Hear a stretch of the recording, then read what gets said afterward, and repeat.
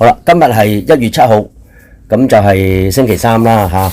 咁我哋今日嘅分享呢，就係講究竟喺日常生活兩個話題。第一個話題就係我哋究竟點樣用七覺支喺生活裏邊去實踐，同埋究竟係 practical 嘅好真實性嘅點樣喺生活度用嚇。OK， 第二個話題就係針對性嘅講，特別係講親恨心。因為親心咧喺佛法裏邊咧，即使一個修行人修咗好多年，佢都好難 overcome 個親心嘅。主要咧就係不外如是係方法用錯咗，冇跟足佛陀嘅教法。其實佛陀嘅教法自始至終都係好簡單，好簡單，就係正知同正念。但係正知同正念點樣喺生活度用呢？嗱，喺未講呢樣嘢之前，我想講一個問題，就係大家最關心嘅，點解我哋明明睇到個佛法，亦都學識咗咩叫做無常苦，但係點解我哋依然係我哋已經睇你好，我哋已經睇到佛師你好，師你好我哋應該睇到佛法，亦都學咗佛法，聽得懂係無常苦非我嘅，但係點解我哋依然喺境界臨現嘅時候，上一次犯咗錯，破口鬧人或者係同人哋爭執，今次你話我要管束自己啦，但係點解都係管束唔到呢？因為你根本上下手處用錯咗，第二方法用錯咗，第三你唔知道原來所有嘅功夫都係唔係現成嘅，係你慢慢收集翻嚟嘅力量。我舉個例啊，冰山一角。可能你平時隱埋好多嘢，有啲人係嘅喎，喺寫字樓啊、返工啊，或者做老師係嘅啦，好多都係嘅。對住學生好有禮貌嚇，唔會發脾氣嘅。返到屋企咧，發呢個脾氣，發嗰脾氣，佢要宣洩出嚟啦，就係因為冇訓練個心。仲有冰山一角，火有幾猛有幾大，唔係一日造成嘅。係我哋平時日常生活冇好好地去觀照呢個世界、身心世界，以致導致我哋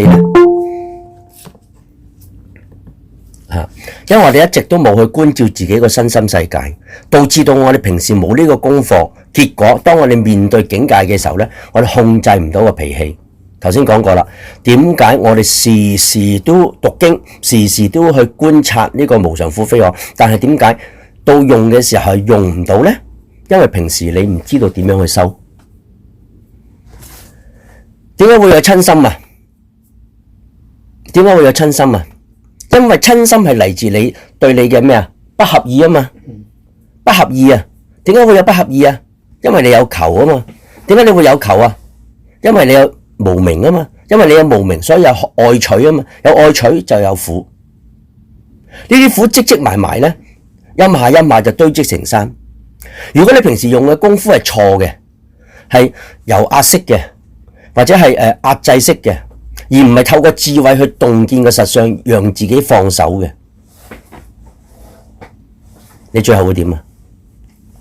最後你就係抑壓，到你有一日咧觸發嘅時候咧，只要掂一掂你啫，你就會爆炸。咁所以今日咧，我講嘅正念同正知同正念咧，即係念覺知同埋雜法覺知咧，係會用喺日常生活，訓練到我哋有心力去對抗境界臨前。如果你平時多啲去觀察呢個世界，所有嘅一切嘅因緣當下發生嘅因緣法，即係話你日常生活所發生嘅喺行住坐臥裏面所發生一切嘅，好唔好集中精神？因為你會影響我講嘢嘅。OK， 所有完全喺日常生活嘅行住坐臥裏邊，你可唔可以做到自己年年都保持清明嘅觀察呢？我唔用覺照啦，咁深嘅字，觀察啲乜嘢啊？係咪真係無我呢？即係話唔係我可以主宰呢？唔係我可以真係擁有一啲嘢呢？係咪真係無常嘅呢？色係咪真係無常嘅呢？你聽翻嚟，但係你個心其實真係左入右出，你個心係冇黏住呢個法嘅，你唔係依住呢個法嘅。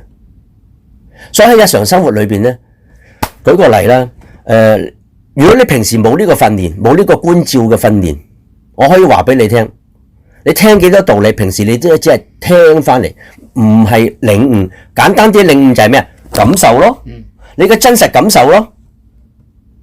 以前你對啲家人好好嘅嚇，對啲朋友好好嘅，到有一日你面臨經濟破產嘅時候，眾叛親離，集中好冇？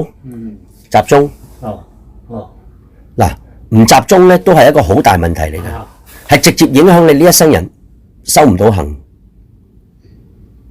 咁所以點解有陣時啲話我禪修，我靜坐好冇壞嘅靜坐。如果你真係有需要，即使係外道嘅四禪八定，都係善法嚟嘅。不過佢唔係佛法，你要搞清楚。但係可以幫助到你咩啊？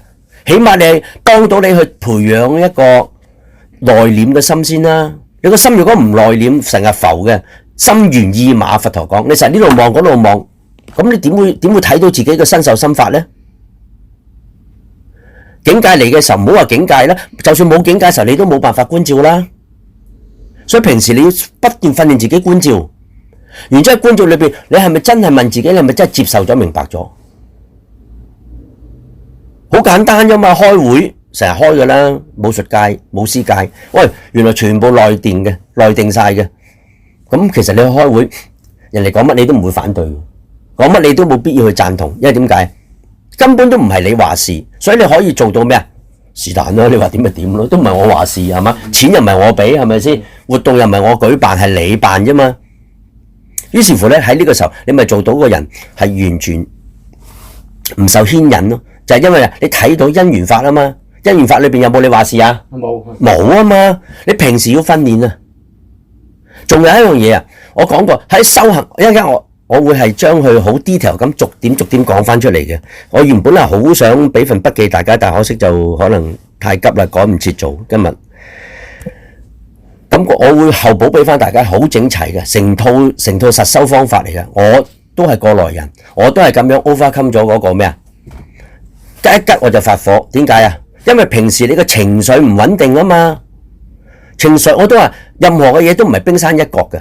咩叫做性格啊？就係固有嘅模式成為你嘅習氣，固有嘅情緒反應嘅模式成為咗你嘅習慣，呢個就叫做性格。佛陀話呢個緣起係咩啊？因緣，即係話既然係因緣法，可唔可以變啊？唔可以。可以。可以啊。你估因果咩？宿命嗰啲係婆羅門嘅嘢，就係因緣法先可以改變啊嘛。所以話從緣上下手。首先你了解咗你自己，我今日唔講嗰個正知正念住先嚇，後一陣間我會主題入翻去。但係首先你搞掂，你係咪一個 ready 嘅人？係咪一個預備好去承受呢個佛陀嘅正教先？如果你花一生嘅時間，嗱，我頭先我澄清冇話過四禪八定唔好，佛陀都話大利益好嘢嚟㗎。因為譬如我頭先我講一個人坐喺度坐唔定嘅，唔係望呢樣望嗰樣，唔係緊嗰樣，個心唔係跟住個法嘅，唔係聽住個道理去消化嘅，心不在焉嘅。咁你咪可以修外道嘅禪修咯，係利益嚟㗎嘛。但係外道嘅禪修唔係淨係佢嘅。如果要個心集中嘅，原來咧我修遍全知又得，係咪啊？或者我淨係抄心經好專心去每一筆一畫去抄，你都可以訓練到個心點樣啊？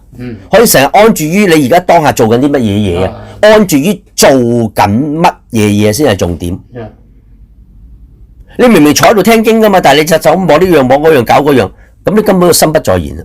啲說話喺呢個腦入左入右出，個心咪唔能夠定落嚟咯。呢啲人係最容易情緒波動嘅，唔信你留意喺身邊朋友啊，三句唔埋就發火，三句唔埋就反面鬧人噶啦。點解？控制唔到嘛，佢根本連自己做緊乜都唔知，做完啦佢就先知自己領嘢。原來鬧咗嗰個老細嚟嘅，呢份合約冇緊嘅係嘛份工。好啦，咁所以咧，我哋要時時去了解自己係一個咩質素嘅人先。你係咪一個符合去承受佛陀嘅如來禪教先？你要 ready 好噶嘛？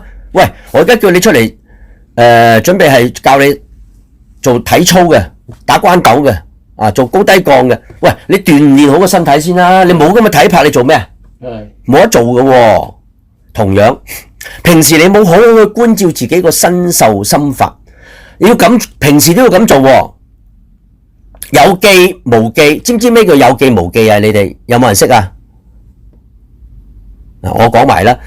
其實原始佛教裏邊嘅有記無記同大乘佛教講嘅有記無記爭天共地啊！就係知道同唔知道，唔知道自己做緊乜嘢叫做無記，知道自己做緊乜嘢嘅先叫做咩啊？有記，明唔明啊？你係有記無記，你自己都唔知自己做緊乜啊！嗱，記住啊，唔好撈埋大乘嗰啲佛法嚟，攞住咩佛光大辭典，佛光大辭典裏邊有80%，一講到啲細微修行係錯噶。我咁話俾你聽係錯嘅，你得閒去睇下巴利文，學下巴利聖典，睇下人講乜啦。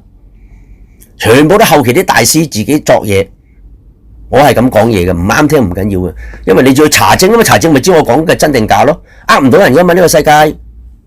但係佢呃到啲咩人呢？依人不依法。哇！你睇佢，哇咁靚仔，好多年前喺寶林還咗俗啦，係嘛？喺葵涌揸貨車，你睇佢啊！呢個好啊，呢個師傅，我話點解好啊？嗱，佢好內斂啊，又唔去做三壇大戒啊，佢知道自己未夠班啊，哎呀，好實修啊，我實咩修啊？我聽我出年就還俗，你咁肯定冇添啊，都唔使出年啦，已經還咗俗啦。點解啊？佢根本都唔知自己做緊乜，所以我哋修行咧，第一件事要了解自己。點解你知唔知點解你咁容易會發嬲啊？比任何人都容易發嬲啊！人哋一吉你就爆炸噶啦，係咪？唔係問候人哋祖宗就咩都會做得出噶啦。點解嘅？因為你長年累月嘅生活嘅壓力，種種嘅如意或者不如意嘅嘢，你都不斷找取。聽清楚，不如意同如意嘅東西，你都不斷找取又找取。你個心一直喺度波動，我想問你，找取呢個無常苦非我嘅世界，你個心會唔會滿足啊？唔會。呢個叫做欲求不滿。其實你喺日常生活，你已經係不斷咁樣點樣啊？產生緊負面嘅能量，不過係未爆啫嘛。所以如果你要將你個心時時保持一個平常心，佛陀講咗啦，只有一個方法就係用智慧去洞悉呢個實相。點動啊？點睇啊？易啦！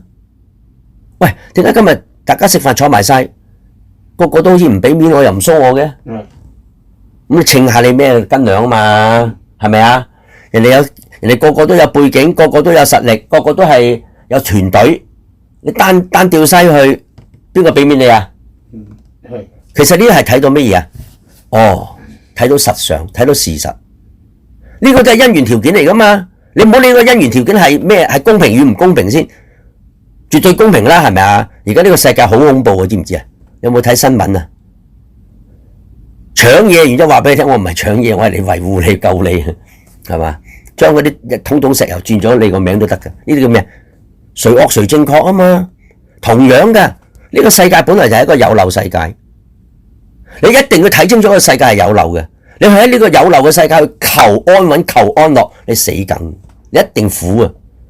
所以佛陀話，你要知道世界色是無常。第一版《雜阿含經》第一句就已經話咧，色係無常啊，老友，你睇到未啊？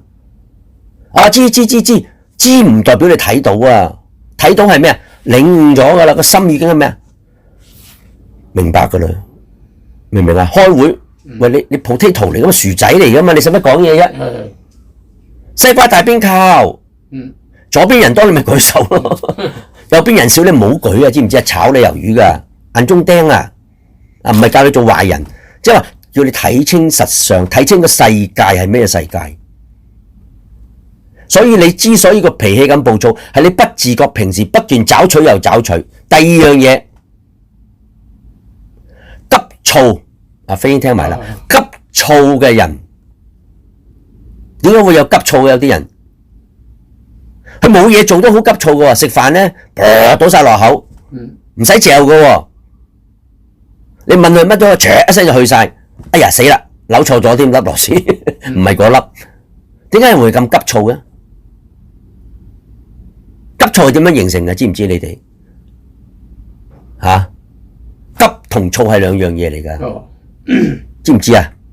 躁係煩惱嚟噶，佛陀列入咗係咩啊？親心嘅系列，而急咧，係你嘅性格啊，即係我講嘅咩啊？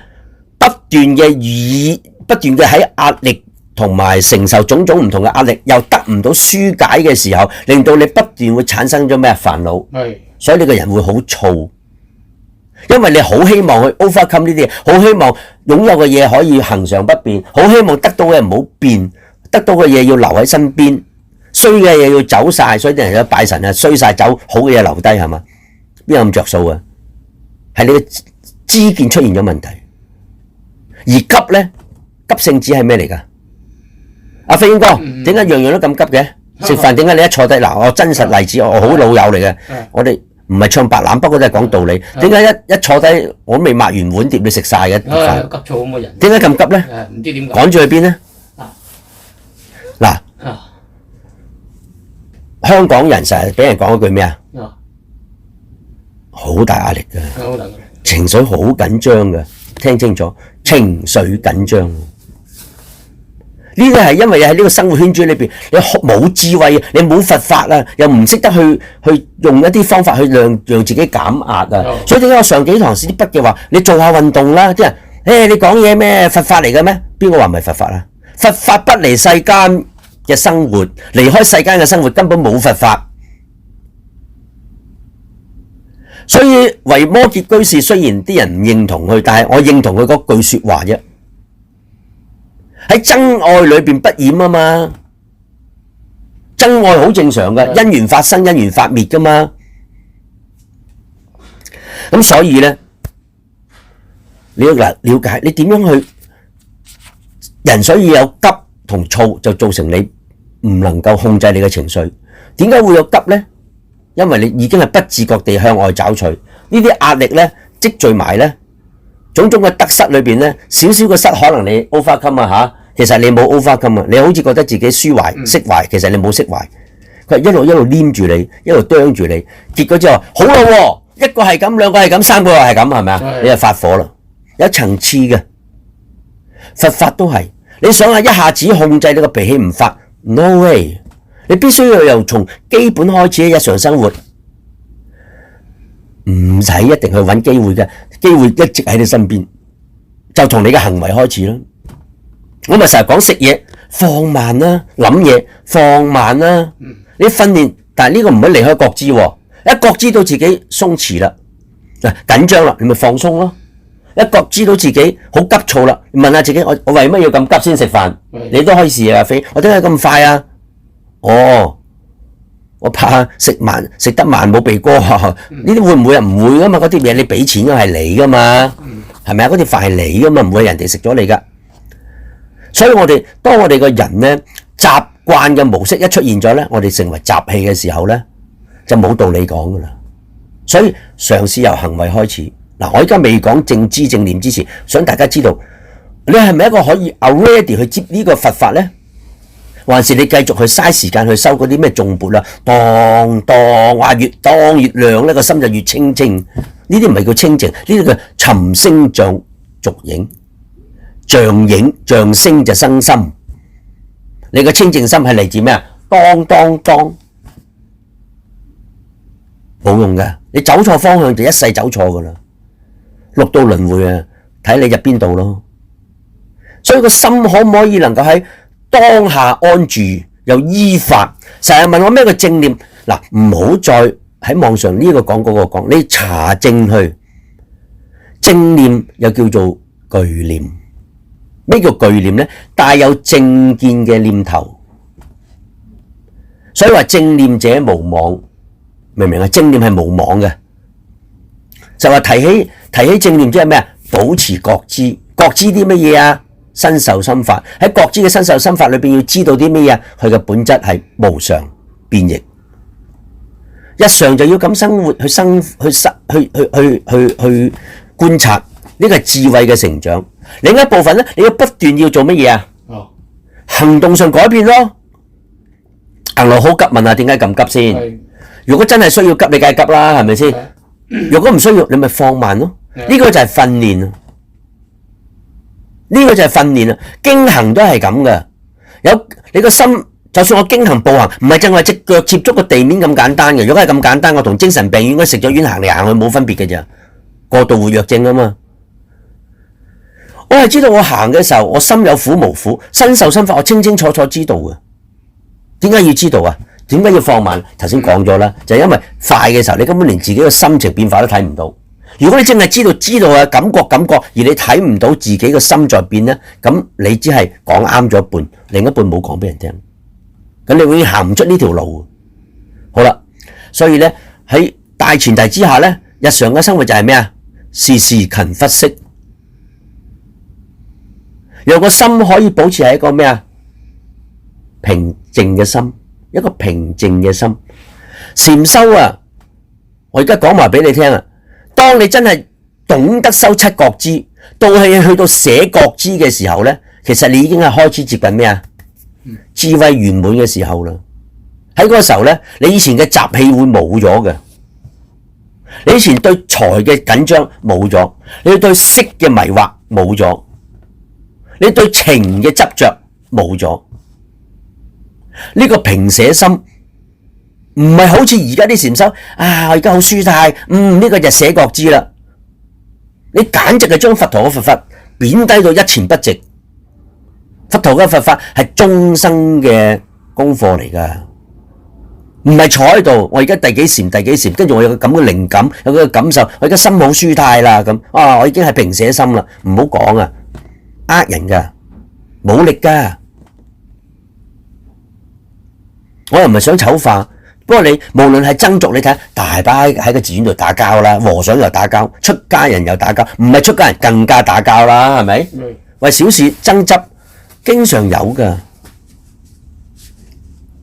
我真係要睇到個問題喺邊度。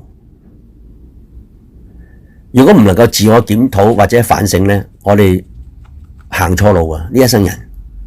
好啦，呢個就係大前提，透過行為去約束自己嘅身口意，透過行為去覺知自己有焦慮冇焦慮，有急躁冇急躁，然之後去調御去。佛陀仲有一個佛號叫咩啊？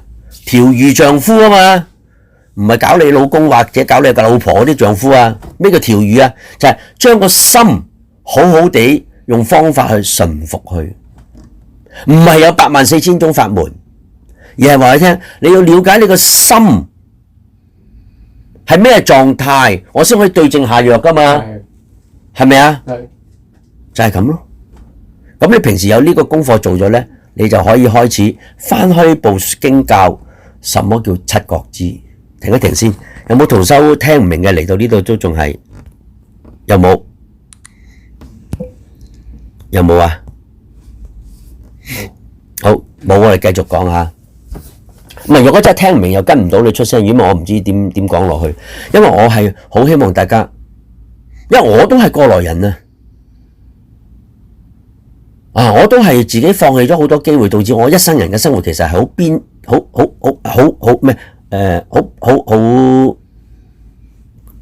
波動啊！嚇，即係我都係好多苦難嘅。但係我喺苦難裏邊，我冇俾個苦難淹沒咗我人性。相反，個苦難，我喺苦中尋道，喺苦中求真理，跌低又起身，跌低又起身，又唔甘心唔接受，到我明白我冇得唔接受，到我超越咗，我根本就唔稀罕呢啲嘢。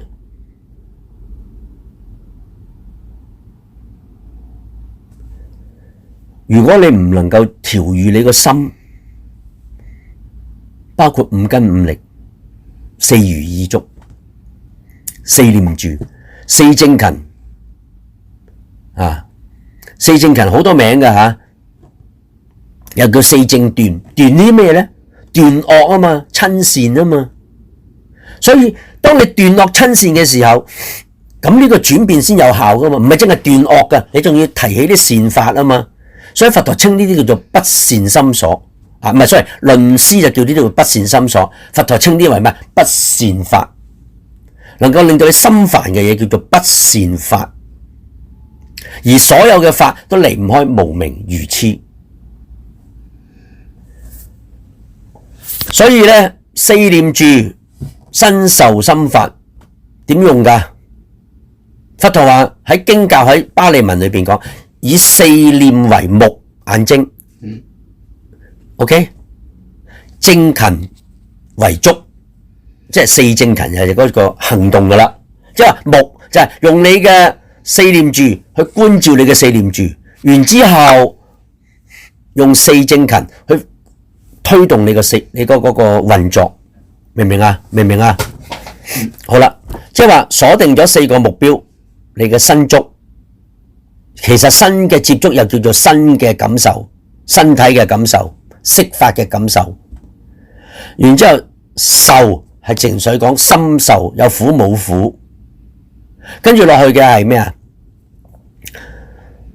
想身受心法啊！呢個心就係想，有親無親，有貪無貪，你要清楚知道。法就係你想點做，意法。佛陀話所有嘅嘢都係由意先行，所有嘅問題都係由意先行。如果 action 喺行動嘅部分，你有想先會去做噶嘛，係咪啊？好啦，回翻到呢度講，跟住我再套翻啲日常嘅真實生活，點樣訓練啊？你記住，訓練唔會一次成功嘅。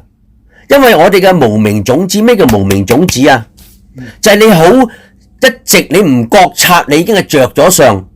當佢哋變化緊嘅時候，其實你個心都變化緊，不過你唔知啫，因為佢太薄弱。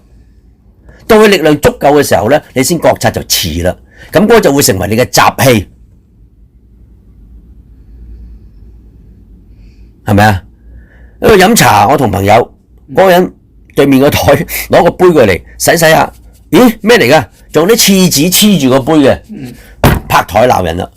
叫個伙計埋嚟啊！有冇搞錯啊？炒咗佢啦，個嬸有冇搞錯？啲杯咁樣仲有廁紙喺度，要洗完啊？親心砰砰聲起咯，當中有啲咩原因導致佢會起呢個親心啊？唔好話無明火啊，無明其實就話你愚痴咋吓，唔係話乜都唔知啊！你係愚痴，有啲咩愚痴導致你會起咗呢個火啊？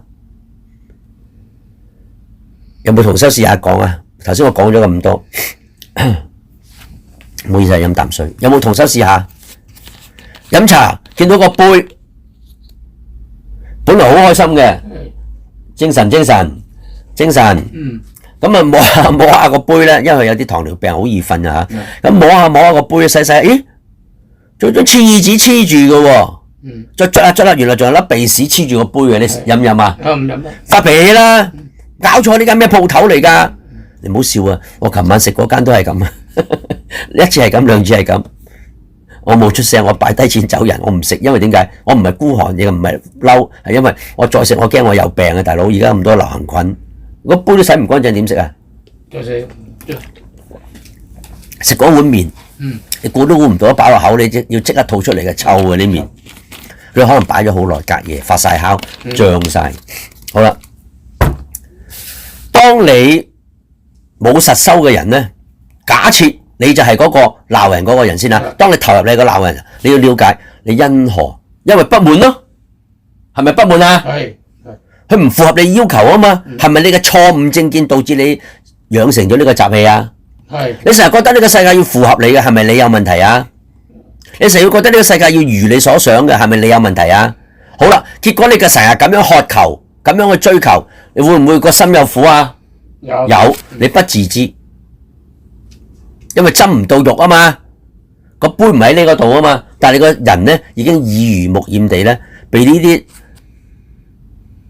即係等於而家搶石油，你可能話正衰人會壞到死，你唔好學呢句說話，唔係話我哋唔講道理，係你睇到你個心已經因為呢個境而起咗咩啊？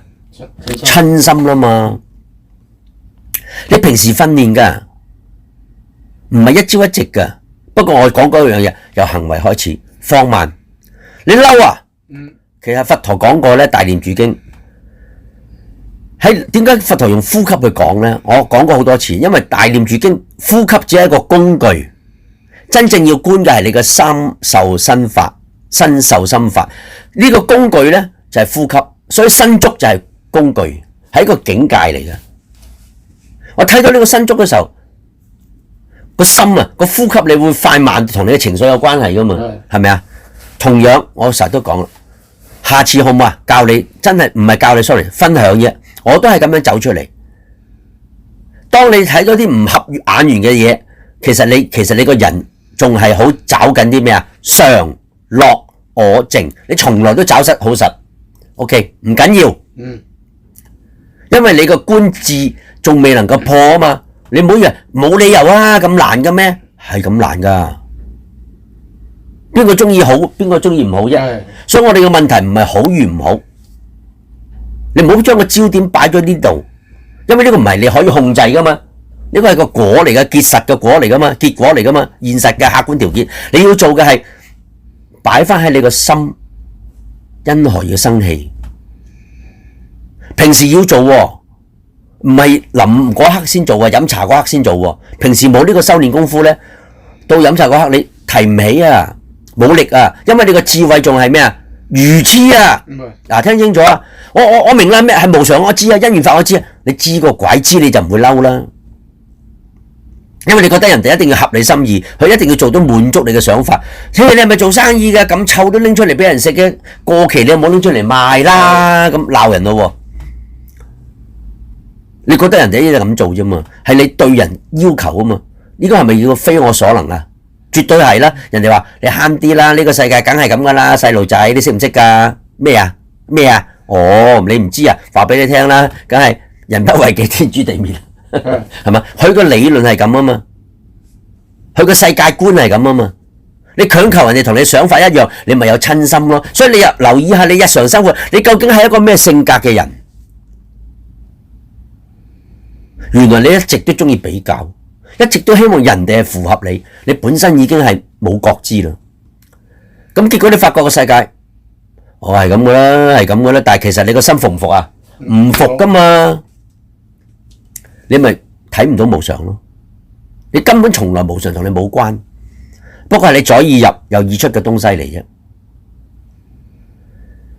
啊，好啦，臨急抱佛腳都有得做嘅，唔係話完全冇嘢做嘅。我咪講過啦，放慢。知唔知點解有啲禪師教你經行嘅時候咧放慢？佢有原因嘅，唔好話人哋唔好，任何方法佢都係善法。不過我只係想強調，佢係唔係佛法，你就唔好撈埋一碟嚟講。但係有咗呢啲善法咧，你係可以提高你嘅品質，提高你嘅心力，你係幫助到你去修行嘅，啊，唔係壞事嚟嘅。就算我食中藥好，食西藥好，都係好嘅，佢都係幫你康復嘅，係嘛？西藥就撳住你，等你啲病唔好起，等你可以自己嘅免疫力去對抗佢。中藥咧就固本培元，兩者都 OK 嘅。唔好一下子就話呢啲冚唪唥邪嘢唔要，唔係邪嘅意思就話佢唔係正說，唔係佛陀正說啫，唔係邪魔鬼怪，佢都有佢嘅大利益，所以佛陀都好鼓勵人哋學四禪。冇話過唔學啊！我從來亦都冇講過呢句說話，只不過係你需唔需要。如果你係好似阿英哥咁坐喺度就望呢樣望嗰樣，一係唔係就瞓着覺嗰隻咧，咁佢其實咧，當然啦，佢有糖尿病啦嚇。咁但係問題咧，你要檢討自己嘅性格。如果你係唔能夠喺當下嘅咧，咁其實你係真係要去學下啲禪坐，係好㗎嚇，唔係壞事嚟嘅。但係唔好黏住咗啲境界，又或者當咗七覺支就係咁簡單。七覺支一啲都唔簡單。而家嘅座下嘅禪修教你嘅七覺支咧，講到砰砰聲就已經七覺支成就，講到咁容易啊！七覺支最尾嗰個叫平捨心啊，平捨心咪仲有冇真愛噶？冇噶啦！所以六祖慧能見到個慧學慧明將軍咩啊？座上本來面目是誰啊？不思善不思惡，即係話我唔會執取人哋係苦係惡定善，我心依然係咩啊？平捨嘅，平捨心不黏着。應無所住，所以我可以做到咩啊？本來無一物。而家我哋咩啊？不斷習慣性去找取常樂我淨。阿女你唔好走啦，阿媽你唔好死啊，阿爸你唔好死啊，係嘛？阿老婆你唔好走啊，我唔好病啊，唔好老啊，唔好死啊，你去抗拒個事實，你係不斷係招苦，而呢啲苦中咧你受唔住咧，你其實你嘅情緒一直係生活係咩啊？好波動嘅，所以如果個情緒唔波動，唯獨有智慧去照見五蘊皆空，色是無常，啊無常故苦，苦即非我，咁我哋先至有能力去解決呢個問題。好啦，咁講翻啦，呢個其實係好方法嚟嘅。當你想鬧人嗰陣，吸啖氣，吸下收下，吸下收下，唔係就咁簡單喎。觀察你個氣裏邊仲有冇親心啊？冇壞㗎，你要訓練自己做咩都好，由今日開始做乜都好。啊，想去食飯，放下氣，感受下先，放慢先，唔好俾個情緒，唔好俾個緊張。你知唔知一個人一緊張，腎上支會上升嘅。我哋其實唔係淨係心理咁簡單㗎，生理都會影響呢個情緒嘅。所以我有個外甥女，佢老公咧狂躁症啊，佢唔食藥會死㗎，佢唔食藥佢會點樣㗎？你一句唔埋，佢無端端打你㗎啦。所以我同佢來往，我戴埋啲頭盔嘅，因為我唔知佢幾時發作㗎嘛。你呢頭請我飲茶嗰頭，突然間攞個錘卜我，點算咧？真係咁㗎。我話點解你兩隻眼碌到咁大㗎？成日你係咪唔開心啊？唔係啊，舅父。我話點解？係啊，狂躁症食藥食到係咁嘅隻眼真㗎。當我哋嬲嘅時候，腎上支會急升嘅。嗰時候你控唔控制到啊？控制唔到。你好難控制㗎。知唔知啊？所以平時都覺察自己啊。如果你冇嗰種病，唔需要靠食藥嘅，冇境嘅時候，咩叫冇境？唔係真係冇境，係話對境唔生心嘅時候咧，你呢個情緒咪唔會激發咯，係咪？但係點樣去做啊？就係唯獨只有一個啫，就係智慧，唔係專注，只有智慧去觀察洞悉，原來所有嘅嘢都係咁嘅，通通所有嘢都係咁。係咪啊？嬲啊！氣憤啊！吸幾啖空氣先，慢翻放鬆。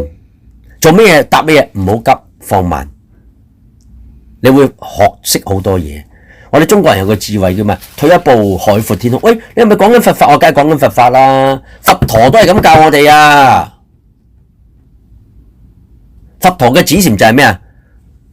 讓自己嗰個境唔好俾啲火柴，即係個火啊，個火就係代表你個怒氣，啲柴咧就係你個描繪啊。你不斷去描繪呢件事，越描越衰噶啦，越諗越嬲噶啦，係咪啊？跟住你話係咪人嚟噶？係咪啊？越多形容詞描述噶啦，你個火點會熄啊？所以你退一步褪一褪。六祖壇經寫得好啊，佢話善知識總淨心念，就係咩嘢啊？將你萬緣放下，總淨心念，即係話咩啊？唔好去描述所有當下嘅因緣法，stop 咗佢先。呢個咪訓練咯，日常要咁訓練噶。譬如開鋪頭做生意，咦？呢兩三日突然間有好轉喎，你已經黏住咗啦，有冇收咧？所以每一日啊，我唔使你日日每一秒啊，你翻屋企瞓覺之前，我今日有冇黏住任何境界？有啊，拎出嚟討論，自己同自己討論，用咩討論啊？用佛法去分析自己，無常喎，原來我已經黏住咗個快樂咯喎，所以當聽日若果開門冇咁嘅營業額嘅時候，你會點啊？咪苦咯，明唔明啊？記住，如果你聽日開門口，你先話俾聽啊無常啊，你叫做臨急抱佛腳。無常係喺未變化之前，你已經睇到無常；未動之前，你已經知道會動。嗰個先係叫做清明嘅覺知。要常常咁訓練，你先至有心力去對治自己嘅內心世界。因為我講過啦，所有嘅嘢都係嚟自於無明。十二因緣亦都講得好清楚，因為無明而有渴愛，而渴愛就係嗰個咩啊？行為上嘅，行動上嘅啦，而以無明為主。所以話一切諸法以意為先導啊嘛。呢個意就係你自己本身冇正見，你個意係咪邪啊？係冇錯，係咪啊？好冇 ？OK， 停一停。有冇同修想問問題先？跟住我哋先深入個經文去講。有冇啊？CK 有咩 feedback 係請講，係。阿先咁就今日咁啱咧，就即係我搭巴士之後咧，咁落樓梯嗰時咧，咁啱啱即係前面條頂塞住咗嘛，係即係落樓梯嗰時，咁我哋喺個樓梯嘅口度等住啦。咁後面嗰人咧就無啦啦咧就，即係佢即係可能都係落樓梯嘅，咁就攞住個背囊啦，咁就我就俾佢哥打到咧，打到個人，即係打到頭啦，打到頭啦。咁就我突然又會好嬲，即係望住咧。咁但係佢當佢講完之後，話唔好意思，咁我就唔會再咁嬲咧。咁遇到呢啲情況就應該點樣做咧？好啦，頭先我咪講過嘅，因為咧你係應該長期係咪都有啲壓力喺度啊？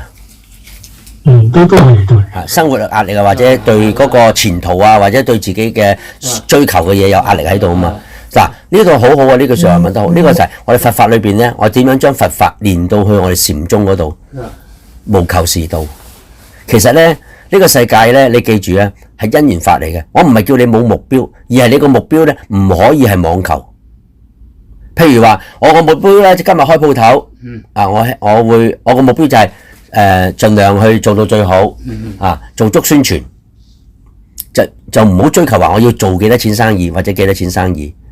平時有咁嘅訓練，因為你其實係因為我咪講過咯，你平時嘅壓力咧，其實只不過頭先佢碰你嗰下係一個咩啊？係一個咩嚟㗎？係一個借咗嗰個機會去篤爆咗你之前谷埋嗰啖氣啫嘛，一下咪酸咗出嚟，係咪好犀利啊？嗰一啖氣，係啊，答咗你啦。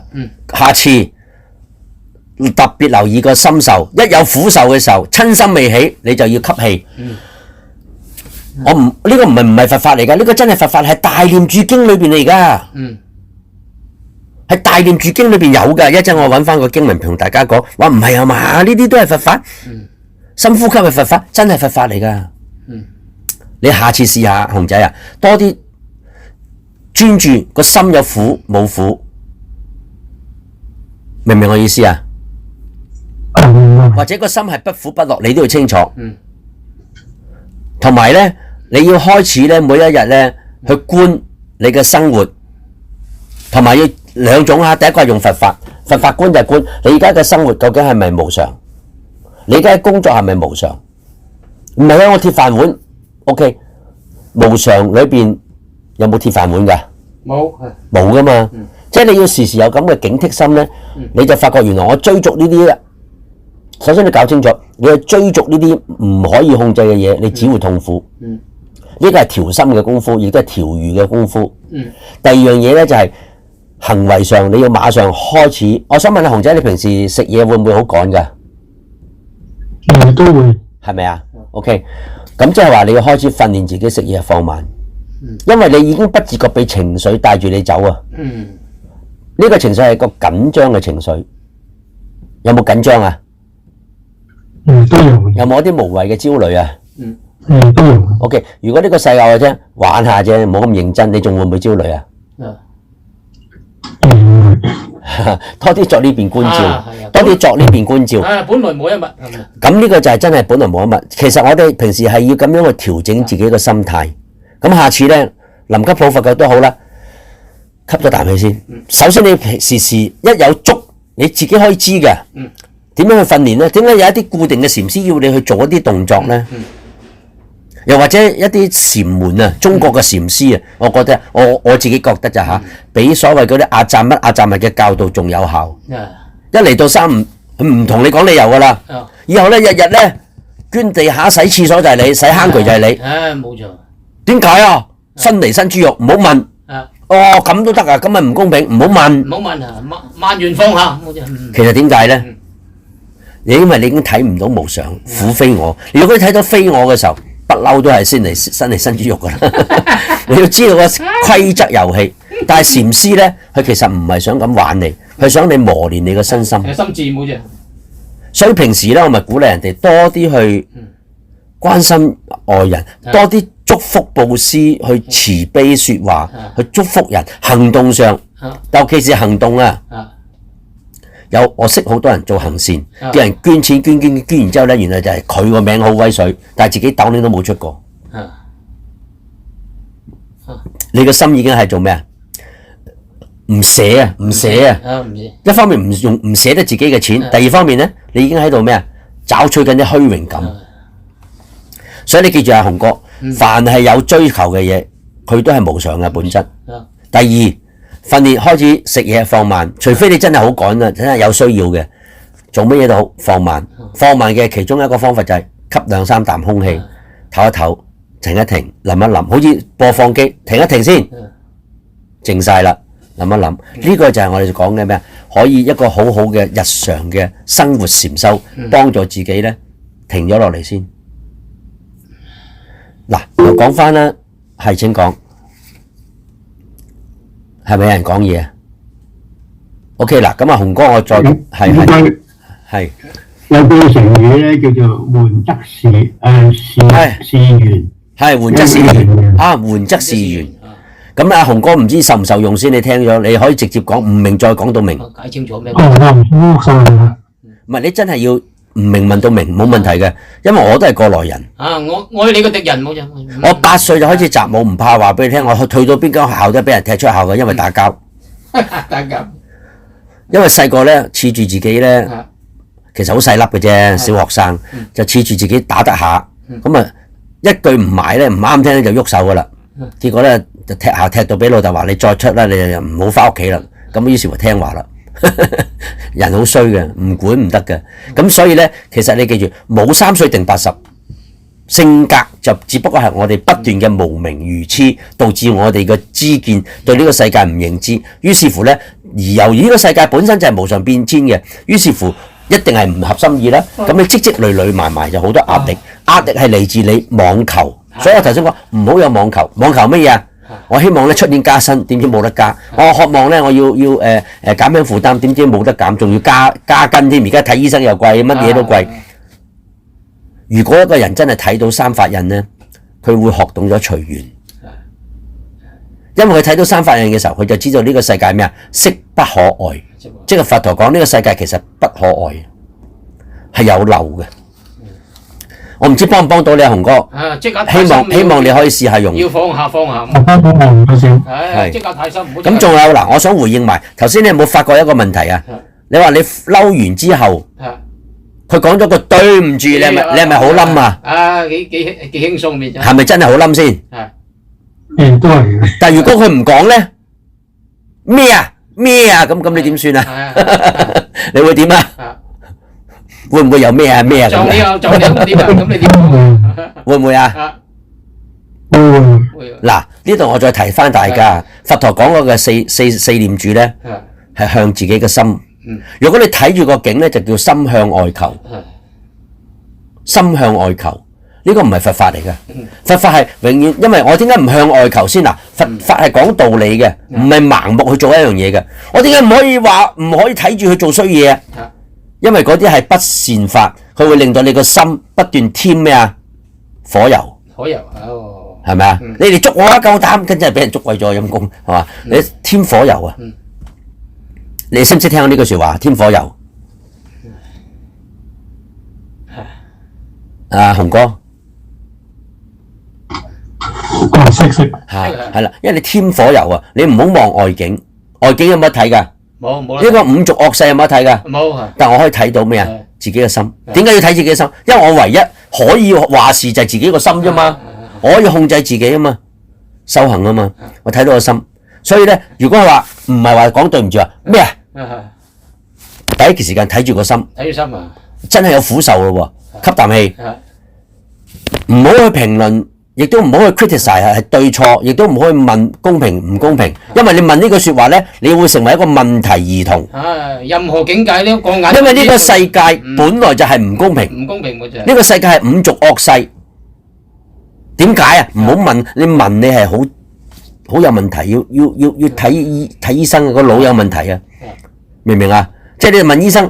點解佢大聲過我咧？人哋有錢啊嘛！你講得多餘。醫生點解我排隊點解佢快過我？人哋有錢啊嘛！唉，你真係係咪啊？佢同我睇一餐，我收佢5000蚊，你收500蚊，排下隊啦。500蚊、50蚊咁點搞咧？明唔明啊？得唔得？志不離理，離理即惑，呢個都係佛法裏邊一部分。佛法永遠離唔開生活，離開世界猶如覓兔角啊！好，咁係請講。係咪有人講嘢？邊位講嘢？我覺得可能咧就要睇兩個喺世間法同埋出世間法嚟睇個角度嚟睇。即係俾人突然間冒犯咗啊！你覺得好唔公平。咁但係如果道歉咗又冇事啦，係嘛？真係對唔到你又點咧？面對佢一大法就向自己睇自己嘅情緒起唔起，主要你睇自己成個心問下個心起唔起情緒。因為咧，如果你好似我哋喺禪師嗰啲公案睇到咧，嗰啲禪師點對待嗰啲弟子咧，就因為係咁打擊佢個自我心，冇錯，消磨咗你個我啫嘛。自尊心。你所以會唔開心係因為有我啫嘛。佢點解要咁對我啊？點解佢唔可以好啲對我啊？又或者點解佢要話咩？乜我好恰啲啊？我乜嘢以我為中心，你就出現問題啦。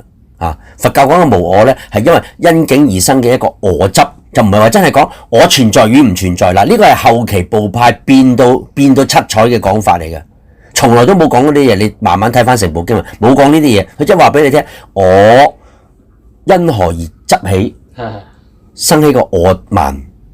所以呢個我，你唔可以咁講個我嘅，係講萬大萬小，呢個先係原始佛教。講到啦，咩世間法啊，出世間法。六祖有句說話：正見明出世，邪見明世間。邪正盡打卻，菩提性宛然。呢句說話咧，正就講咗原始佛教嘅核心點。咩叫做正見明出世？即係話能夠幫助你脫離五欲嘅，能夠幫助你唔再去追逐呢個世界嘅見解咧，就係叫做出世間智慧。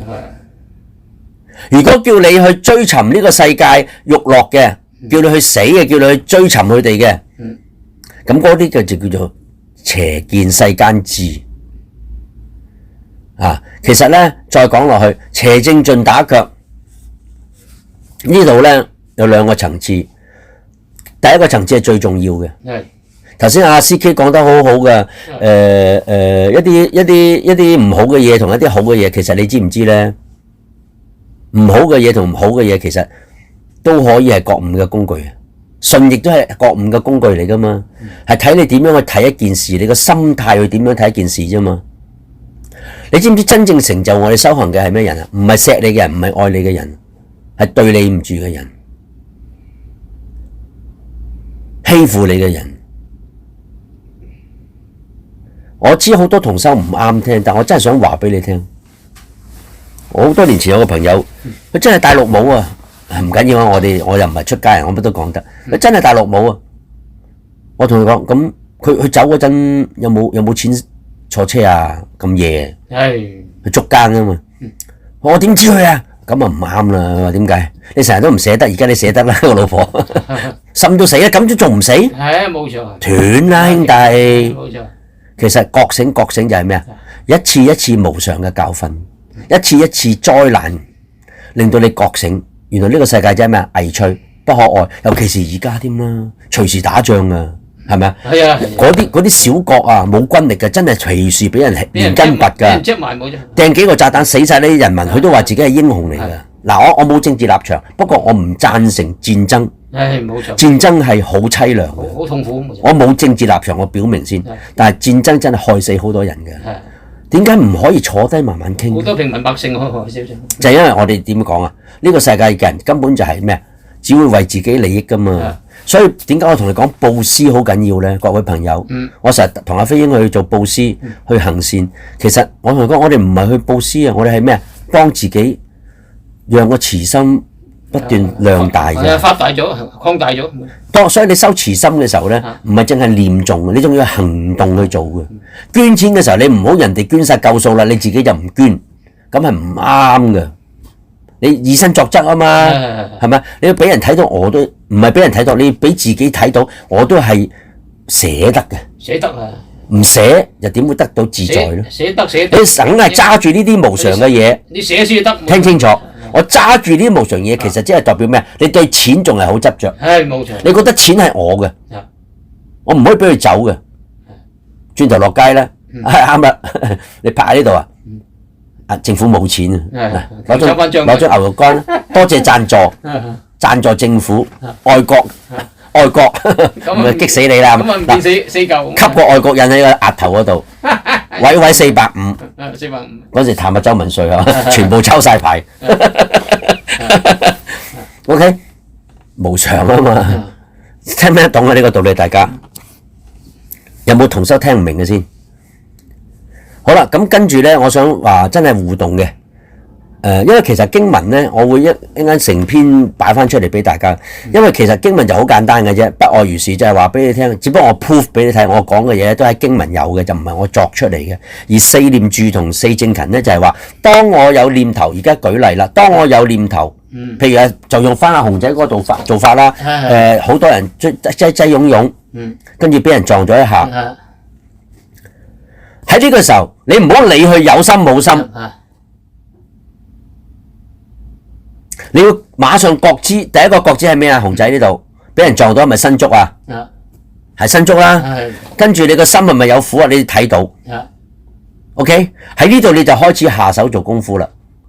一發現心有苦受，你就要點樣啊？將嗰個所緣擺邊度啊？而家真係訓練啊！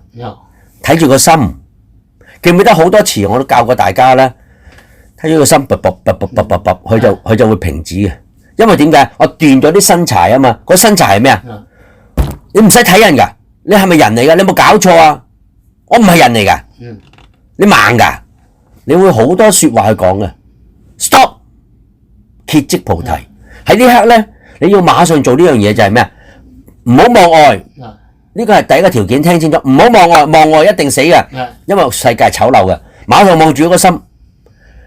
佢喺邊度啊？親心未起之前，苦啊苦啊苦，標籤去苦，你會發覺呢個苦咧冇咗古仔內容咧會淡咗。然之後想你再有 action 嘅時候，吸啖氣，呼吸，收下，吸下，濕下，你會發覺之前嘅嘢唔同咗。頭先你因為情緒壓迫緊張嘅嗰一剎那電光火石，你個情緒高漲，腎上支高漲，冇錯。你嗰個鏡頭拉到好近。你發覺當我睇住個心，標籤去上落，或者苦受，跟住再睇到平靜，你會發覺，咦頭先拉到好近嘅鏡頭會放翻遠，呢個我係實修嚟㗎，你可以大家翻去試下。咁但係唔夠㗎，我講過，你平時仲要多多做咩啊？無論係自己或者他人或者新聞，你都要睇到無常世間係危脆係不可靠嘅。樣貌、年紀、愛情乜鬼都好啦，都係過眼雲煙。過眼雲煙。你只有你個心唔好不自覺去找取，你嗰個心咧就會慢慢咧，就由情緒好高漲咧就會降翻低。因為你睇到呢個世界嘅實相真係無常苦非我咧，你就會開始放手。即係我去食飯啫嘛，琴晚我唔怕話俾你聽，我第二次幫襯，第一次去全部臭嘅。唔係，上次去食係啲餸臭嘅，啲飯唔臭。咁琴晚我心諗，上次提醒咗佢話小心啲食物，應該今次會改善啦。點知不但止冇改善，仲要 double 添。唔趁熱食，哇！擺低嗰碗飯嘅時候，咩嚟嘅呢啲？潲水係嘛？唔係啊，個邊嗰度咧，仲有啲飯乾黐住嘅，仲黑掹掹嘅。即係未洗乾淨。跟住嗰杯好辣黑。個杯嗰度仲有個 Temple 嗰個貼紙喺下低嘅，死咯！點食啊？啲潲水入邊啫。我馬上覺知到，哇！其實我已經知道苦受嚟嘅。不過我話完之後咧，算啦。點解會算啊？佢係咁嘅款，佢仲問你啱唔啱食，我都唔知點答你好。梗唔啱啦。我唔會答佢。我話得㗎啦。跟住我冇食到，我梗係啦，大佬，而家睇場醫生都700蚊啊，知唔知啊？我食咗呢個肯定中招啦，感冒。咁所以我擺低佢，一擺低佢，我唔理呢件事。點解會唔理佢呢件事啊？因為呢樣嘢對我已經再冇 reaction 啦。點解嘅？因為我一直對已經睇到呢個世界係咩啊？唔係我可以控制噶嘛。我哋所以會咁容易嬲，因為你有個聽清楚寫低佢，你所以咁容易嬲，因為你成日都覺得人哋一定要如你所想。咩叫如你所想咧？你做咩行咁慢啊？做咩你撞到我啊？你唔睇人啊？做咩你唔睇人啊？唔睇咪唔睇啦？唔得啊！我高咗過你，大隻過你，你點啊？我咁冇嘢講錯嘢係嘛？你睇冇嘢改變唔到㗎，你唔好話我控制唔到親心。當你發覺人哋個頭高過你個手長過你，個身壯過你，好打過你點搞？你即刻縮晒啦！哎呀，原來識嘅，對唔住，冇問題。冇嘢，幾醜怪咧！唔好話改唔到，改到嘅。同樣嗱，透過呢個理論，你更加睇到一樣嘢，各位同修，即係唔係話熊仔啊？我借呢個古仔去講啫。你更加睇到咧，我哋呢個萬大萬小係幾咁虛偽，係幾咁醜陋啊！係咪啊？我哋叫咩啊？見高拜，見低踩，欺善就怕惡啊！咁幾醜怪咧？幾醜怪啊！係嘛？好虛偽嘅啫，你呢個我字，我早就抌低咗噶啦。同埋，喂，我食飯啫，我唔係嚟攞氣噶嘛。再唔係你咪講咯。不過我冇講嚇，因為我對呢個人呢間鋪頭我已經絕望，我唔會再問佢㗎啦。我只係話你聽，冇期望又冇失望。佢乾淨反而係驚喜。咁所以我話，我連講都冇講啊！我直頭睇都唔睇啊！係 OK， 唔該晒，找數埋單走。唔食啊，冇胃口。下次都唔理啦，仲下次。但係個心已經係咩啊？隨和咗，因為我睇到無常，我睇到因緣法啊。同埋咧，你要訓練自己覺知啊，有冇強迫人哋成為你所想嘅事情啊？喂，我對你咁好，點解你冇多謝一句嘅？仲黑口面黑嘅？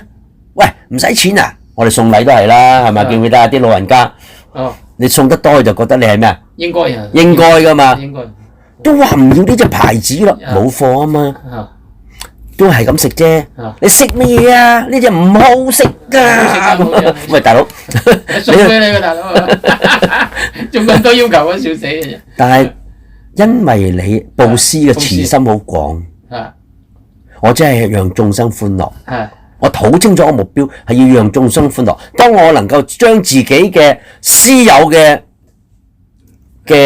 喜好擺咗第二位或者第三位，擺到最後，將別人嘅利益擺到最前嘅時候，你個胸襟網量好大嘅。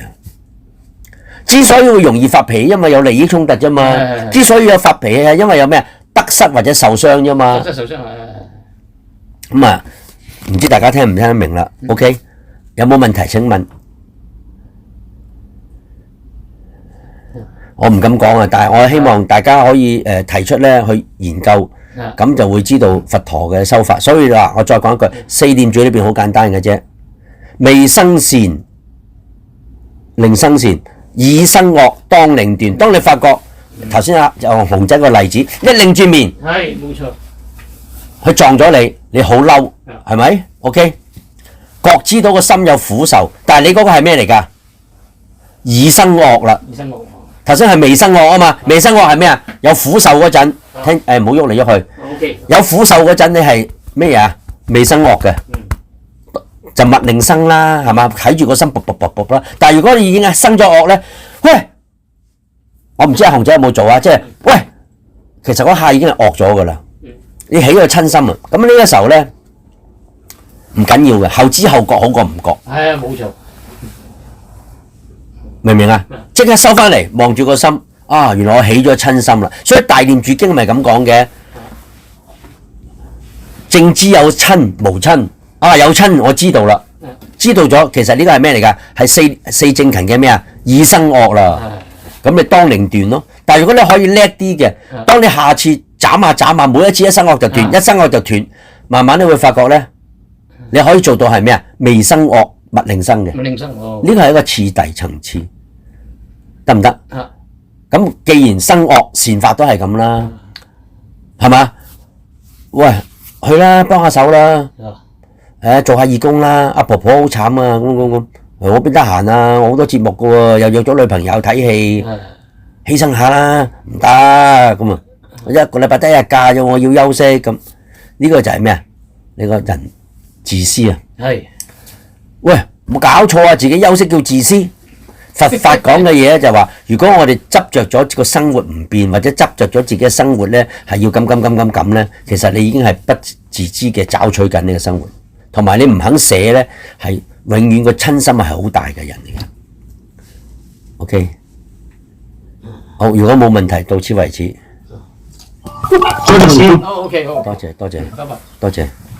先。好，希望大家互相檢討啊嚇。得益得益。好，拜拜。拜拜。